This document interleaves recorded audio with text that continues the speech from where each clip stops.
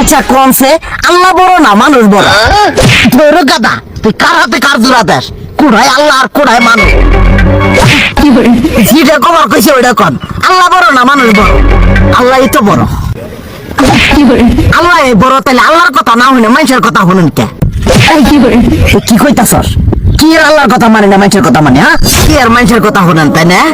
আপনি যে ওদিনকে ডায়াবেটিসের রোগ নিয়ে যে হাসপাতালে গেলেন, ডাক্তার আপনার কত কিছু খাবার না করলো, সব কিছু না খাই এখন চলতেছেন, তাহলে আল্লাহ যে আপনারে কইছে যে হারাম খাবার না, সুদ খাবার না, কই আপনি তো কাম কাজ বাদ দিয়ে এলাকার মধ্যে টাকা পয়সা না গায়ে খালি ওইলে দিয়েই খান, নিজেরা টেও হালাল ভাবে কামাই করেন না, ওই সুদ তো না কয়টা টাকা করে লাভ আহে ওইলে দিয়ে দিয়ে চলেন আর পেট বড় বানাইছেন।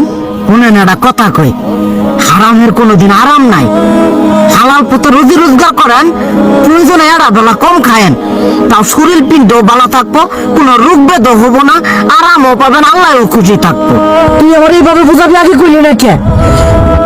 আসলে এই বিষয়টা তো আমি কখনো মাথায় এইভাবে নিইনি যে আমাদের কখনো ডাক্তার নিষেধ করলে ঠিকই আমরা নিষেধ মানি, কিন্তু উপর আল্লাহ যে কত কিছু নিষেধ করে দিয়ে সেটা মানি না।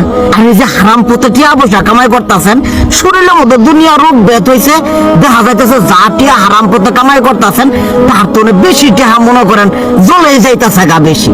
আজকের পর থেকে আমি আর এই হারাম সুদ খামো না, আমি হালাল পথে চলবো, হালাল টাকা পয়সা ইনকাম করবো।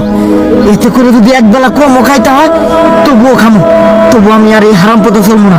আচ্ছা ঠিক আছে।